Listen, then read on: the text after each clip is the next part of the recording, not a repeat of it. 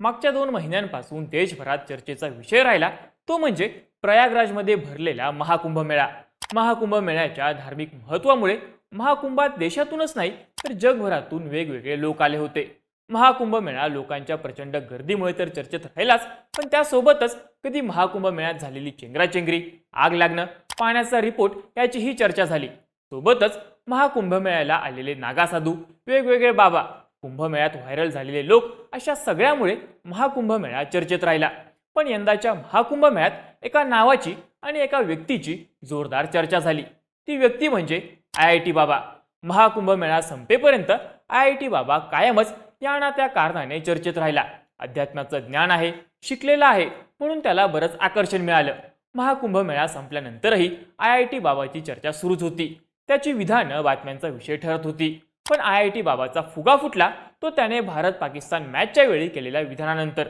तसंच नुकतंच त्यानं एका डिबेट शोमध्ये धर्मगुरूवर चिडून हल्ला केला असं म्हटलं जातंय. तर IIT बाबा आपल्यावर हल्ला झाल्याचं सांगतोय. पण हा IIT बाबा नेमका व्हायरल कसा झाला? भारत पाकिस्तानची मॅच असेल किंवा डिबेट शो, IIT बाबासोबत नेमकं काय घडतंय? त्याच्या प्रसिद्धीचा फुगा नेमका कसा फुटला? पाहूयात या व्हिडिओतून. नमस्कार, मी चैतन्य आणि तुम्ही बघताय बोल भिडू. अंगावर भगवी वस्त्र, गळ्यात कवड्यांच्या माळा, रुद्राक्षांच्या माळा, वाढलेले केस असा एखाद्या साधूचा वेश असणारा व्यक्ती महाकुंभ मेळ्यात माध्यमांसाठी आकर्षणाचा मुद्दा ठरला. कारण हा बाबा कधी अध्यात्माबद्दल बोलायचा, कधी मोक्ष कसा मिळेल सांगायचा, तर कधी टेक्नॉलॉजीबद्दल बोलायचा, क्वांटम फिजिक्स काय असतं हे सांगायचा. इंग्रजीत बोलणंही त्याला जमायचं. अर्थात एखाद्या साधूकडून अध्यात्म, धर्म या विषयावर बोलणं ऐकलं तर आश्चर्य वाटत नाही. पण त्याच्या क्वांटम फिजिक्सच्या ज्ञानाने सगळ्यांचं लक्ष वेधून घेतलं. यामागचं कारण शोधल्यावर लक्षात आलं की हा बाबा साधासुद्धा नसून त्यानं IIT बॉम्बेमधून एरोस्पेस इंजिनिअरिंगमधून BTechची डिग्री घेतली. डिझाईन, मीडिया आणि फोटोग्राफी शिकला. कॅनडात जाऊन महिन्याला 3 लाख पगार असणारी नोकरी 3 वर्ष केली. पण या सगळ्यात त्याला डिप्रेशन आलं. भारतात परत येऊनही घरच्यांकडून पाहिजे तसा सपोर्ट मिळाला नाही. त्यामुळं तो अध्यात्माच्या मार्गाला जाऊन बाबा बनला. त्याच्या या स्टोरीने लोकांच्या मनामध्ये सहानुभूती निर्माण केली आणि तो प्रचंड व्हायरल झाला. कधी त्याच्या ब्रेकअपमुळे तो बाबा बनला म्हणूनही IIT बाबा चर्चेत आला. हा कुंभमेळ्यात लोकांकडून, माध्यमांकडून त्याला खूप अटेन्शन मिळत होतं. तोही माध्यमांमध्ये मुलाखती देत होता. पण महाकुंभ मेळ्यात त्याला जसा चांगला प्रतिसाद मिळत होता तशाच त्याच्यावर टीकाही होत होत्या. त्याची काही विधानं तो ज्या आखाड्यात राहायचा त्या आखाड्याच्या वरिष्ठांना पटली नाहीत. IIT बाबा नशा करतो, नशेत काहीही बोलतो, त्याचं मानसिक संतुलन ठीक नाही असे आरोप त्याच्यावर झाले. याच पार्श्वभूमीवर त्याला या आखाड्यातून हाकलूनही दिलं होतं. टेक्नॉलॉजीचा अभ्यास असणारा IIT बाबा, ते काही बरळणारा IIT बाबा, असं चित्र बदलायला फार वेळ लागला नाही. त्यात भर पडली ती IIT बाबाने चॅम्पियन्स ट्रॉफीच्या भारत पाकिस्तान मॅच आधी केलेल्या एका विधानाची. या मॅचच्या आधी IIT बाबा म्हणाला होता की मी आधीच सांगतो, यावेळी मॅच पाकिस्तान जिंकणार. भारतीय टीम किंवा विराट कोहलीने कितीही जोर लावला तरी भारताला जिंकता येणार नाही. IIT बाबाचं हे विधान जसं सोशल मीडियावर आलं तसा तो लोकांच्या निशाण्यावर आला. पण त्याच्या या विधानाने मॅचला पनवती लागते की काय अशी भीतीही सगळ्यांना होती. त्यामुळं सगळे भारतीय क्रिकेट फॅन्स भारताने ही मॅच जिंकण्याची वाट बघत होते. IIT बाबाच्या विधानापेक्षा भारतीय टीमचा खेळ आणि सगळ्या भारतीय क्रिकेट फॅन्सची इच्छा वरचढ ठरली आणि भारताने पाकिस्तानच्या विरोधातली मॅच जिंकली. विराट कोहलीने सेंचुरी मारली आणि IIT बाबाची भविष्यवाणी फेल ठरली. या मॅच नंतर IIT बाबा प्रचंड ट्रोल झाला. आपल्याला जास्त ट्रोल केलं जातंय हे दिसताच IIT बाबाने पुन्हा पलटी मारली. मी असंच काही बरळत असतो असं एका व्हिडिओमध्ये तो म्हणाला. मी तुम्हा सगळ्यांची माफी मागतो. ही सेलिब्रेशनची वेळ आहे. सगळेजण सेलिब्रेट करा. मला मनातल्या मनात भारत जिंकणार हे माहीतच होतं असं ट्विट सुद्धा त्यांनी केलं. पण यानंतर IIT बाबाच्या प्रसिद्धीची सगळी हवास निघून गेली. या सगळ्यात IIT बाबा आणि त्याच्या बोलण्याची किंमत कमी झाली होती. पण आता टीव्हीवर झालेल्या एका डिबेट शोने IIT बाबाने स्वतःची अध्यात्माचा अभ्यास असलेला बाबा म्हणून जी इमेज बनवली होती ती सुद्धा चक्कासूर झाली आहे. या शोमध्ये काय झालं तर IIT बाबा नोएडाच्या एका टीव्ही चॅनलवर मुलाखत देण्यासाठी गेला होता. पण ही मुलाखत सुरू असताना टीव्ही चॅनलवाल्यांनी काही धर्मगुरू आणि साधूंना बोलावलं. त्यांना या मुलाखतीचं रूपांतर चर्चेत करायचं होतं. मात्र या धर्मगुरूंना बघताच IIT बाबा जागेवरून उठला. यांना इथे का बोलावलं आहे म्हणून चिडला आणि रागारागाने निघून जायला लागला.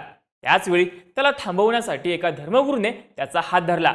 चिडलेल्या IIT बाबानं तेव्हा आपल्या हातात असलेल्या कप मधला चहा या धर्मगुरूच्या अंगावर फेकला. साहजिकच वातावरण तापलं. दोन्ही बाजूनी शाब्दिक वाद सुरू झाले. त्या न्यूज रूममध्ये भगवे कपडे घातलेल्या एका साधूने IIT बाबा हा पाकिस्तानचा एजंट असल्याचे आरोप केले. IIT बाबा तिथून बाहेर जाण्याचा प्रयत्न करत होता, मात्र न्यूज रूमचं दार बंद करण्यात आलं. IIT बाबा न्यूज चॅनलच्या लोकांना दार उघडायला सांगत होता, असा एक व्हिडिओही सध्या व्हायरल होतोय. पण या सगळ्या प्रकरणानंतर IIT बाबा न्यूज रूम मधून बाहेर आला आणि त्यानं आरोप करायला सुरुवात केली. भगवे कपडे घालून आलेल्या लोकांनी माझ्यावर जीव घेणा हल्ला केला, मला काठीने मारलं, माझा कॅमेरा जबरदस्तीने बंद केला, अशी तक्रार सेक्टर 26च्या पोलीस स्टेशनमध्ये नोंदवली गेली. तसंच पोलीस स्टेशनच्या बाहेर या घटनेचा निषेध म्हणून आंदोलनही सुरू झालं. पण पोलिसांनी समजावून सांगितल्यानंतर IIT बाबाने हे आंदोलन मागे घेतलं. पण या सगळ्या प्रकरणात न्यूज रूम आणि ज्यांच्यावर IIT बाबाने हल्ला केल्याचे आरोप केले आहेत त्यांचं म्हणणं काय आहे? तर या न्यूज चॅनलच्या दाव्यानुसार IIT बाबाची मुलाखत सुरू होती. त्याच दरम्यान त्याला प्रश्न विचारण्यासाठी काही धर्मगुरूंना बोलावलं. तेव्हा IIT बाबा चिडला, त्याचा स्वतःवरचा ताबा गेला. त्याचं पितळ उघड पडण्याची भीती त्याला होती आणि त्या भीतीतूनच त्याने पळ काढला. धर्मगुरूंनी त्याच्या साधू असण्यावरच प्रश्न केले, त्याची उत्तरं त्याला देता आली नाहीत, म्हणून तो चिडला. IIT बाबा सनातन धर्माला बदनाम करत असून हा पाखंडी बाबा आहे, अशी ही भूमिका या लोकांनी मांडली. या सगळ्या प्रकरणानंतर नोएडा सेक्टर 26चे HSO भूपेंद्र सिंग यांनी IIT बाबांनी त्याची तक्रार मागे घेतल्याची माहिती दिली आहे. त्यामुळे आता पुन्हा एकदा न्यूज रूम मध्ये झालेल्या घडामोडी हा IIT बाबांनी व्हायरल होण्यासाठी केलेला स्टंट होता का, अशा चर्चा सुरू झाल्या. जेव्हा महाकुंभमेळा सुरू होता तेव्हा IIT बाबा प्रचंड चर्चेत आला होता. त्याचं शिक्षण, प्रचंड पगाराची नोकरी हे सगळं असूनही तो अध्यात्माच्या मार्गाला लागला, यावरून त्याचं कित्येक जणांनी कौतुक केलं होतं. दुसऱ्या बाजूला डिप्रेशनला उत्तर अध्यात्माचं असल्याची चर्चाही सुरू झाली होती. या सगळ्यामुळे त्याला प्रसिद्धी मिळाली आणि पूर्वी चर्चेत नसणारा, सामान्य आयुष्यापासून आणि गर्दीपासून लांब पळणारा IIT बाबा अचानक प्रकाश झोतामध्ये आला. हा प्रकाश झोत बातम्यांचा होता, लोकांचा होता आणि प्रचंड प्रसिद्धीचाही. पण त्यानंतरचं त्याचं असंबंध बडबडणं, धुंदीत असण्यासारखं वावरणं याची प्रचंड चर्चा झाली. त्यातूनच त्याच्यापेक्षा ज्येष्ठ असणाऱ्या साधू संतांनी त्याला आखाड्याच्या बाहेर ठेवलं होतं. तो अचानक गायब सुद्धा झाला होता, पण तो पुन्हा दिसला तो कॅमेऱ्यासमोरच. मुळात कुंभमेळा संपल्यावर साधू कुठे जातात हा प्रश्न अनेकदा पडतो, पण हा IIT बाबा वेगवेगळ्या कारणानं मीडिया समोर येत राहिला आणि त्यातूनच त्याच्या प्रसिद्धीचा फुगा फुटला. तुम्हाला IIT बाबाबद्दल काय वाटतं? तुमची मतं आणि प्रतिक्रिया आम्हाला कमेंट करून नक्की सांगा आणि असेच माहितीपूर्ण व्हिडिओज बघण्यासाठी बोल भिडूच्या YouTube चॅनलला नक्की सबस्क्राईब करा.